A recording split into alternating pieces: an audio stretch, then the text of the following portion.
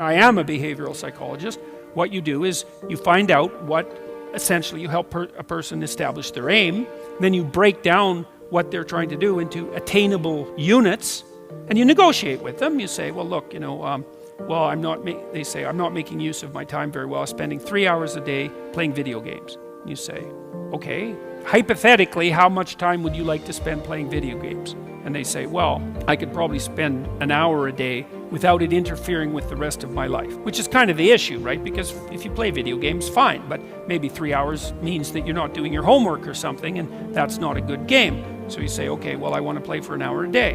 It's like, okay, well, can you shift to an hour a day right now? And this is supposed to be an honest conversation. And the person says, no, I've tried that lots of times. Every time I try, I just fail. And so you don't say, well, quit failing, go play 1 hour a day, and the problem will be solved. That's a stupid strategy. You say, okay, well, look, you think about this, and don't agree to do this unless you think you will do it, because otherwise it's just a waste of both of our times. It's like, do you think that you could track how much time you spend playing video games for 1 week? Don't change anything. Just track it.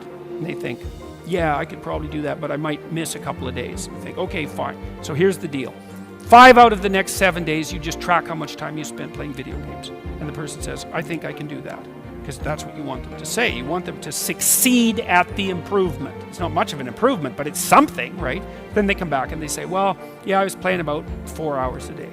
And so you say, okay, well, fine, good work, man. You got it tracked. Now we know the parameters of your problem. It's actually a little worse than you thought, but at least you had enough sense to measure it. We know where you're at. Okay, do you think you could cut that down to 3.5 hours every day? And the person thinks, no, I'm pretty weak-willed. I don't think I can manage that.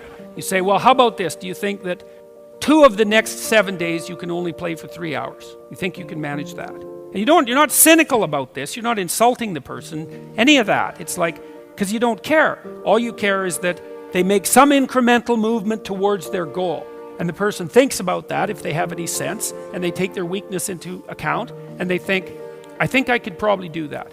And then they come back the next week and they say, I managed to spend 3 hours a day playing video games for 3 days, and the rest were 4 hours. And you say, good work, man. You've just got rid of 12.5% of your problem. You're 1/8 of the way to fixing it in 1 week.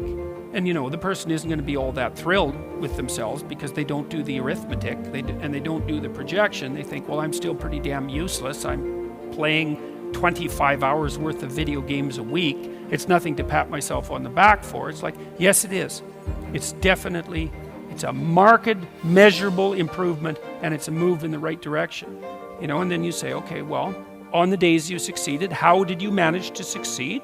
And is there a way that you could do it for 4 days next week? How about that? Or maybe you could even try 5 days. Do you think you could do that? And then you also tell the person, look, the other thing you got to understand is you're not going to improve like this.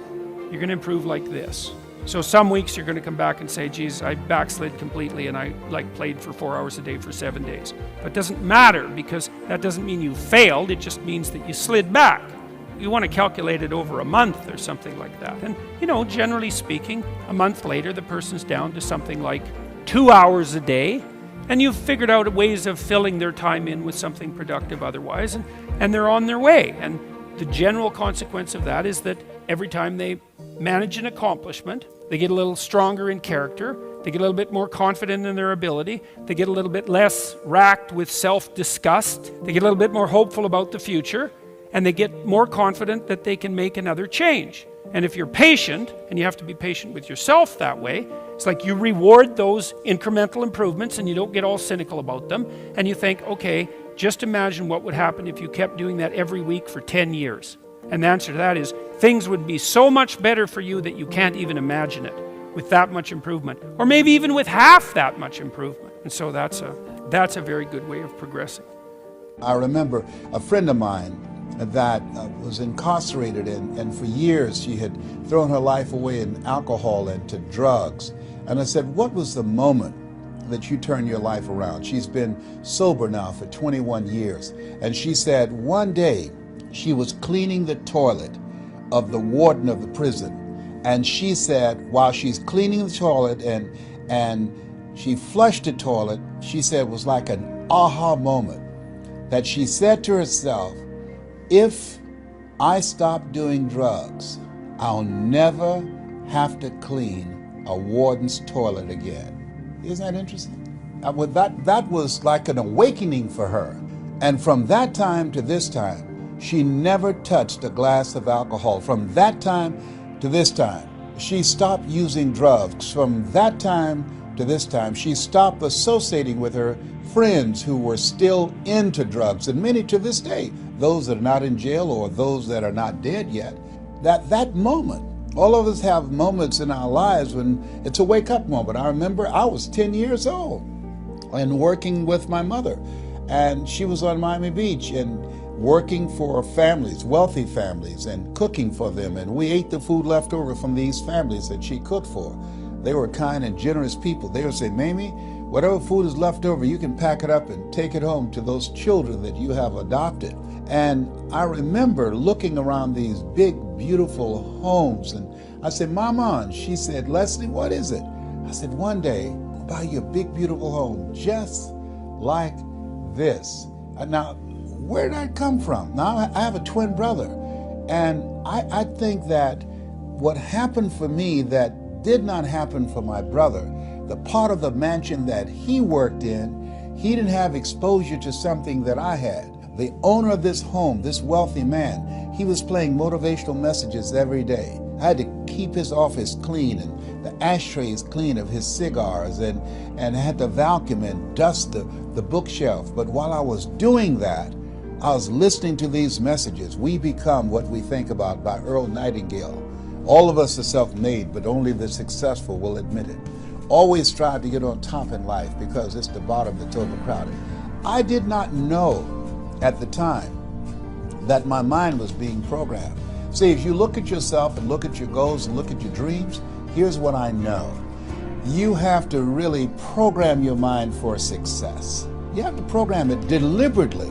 Because of that exposure, my brother didn't get that. He was in another part of the house. But because of that exposure, it did something for me. It changed my mental blueprint. And I can say to you that as you take the time every day, just if you didn't do anything but 1 hour a day, listen to things to build your spirit up. Listen to things to fortify your faith. Listen to things that will cause your mind to grow and to expand.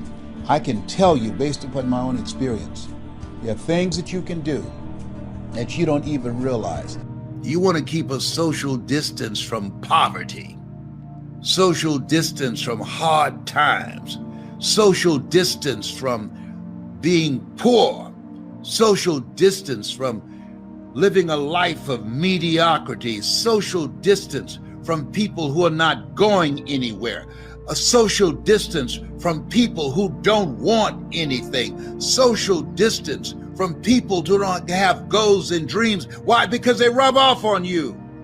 This road that you want to get on, this life that you're seeking, it's uncommon. It's different. And sometimes it's lonely.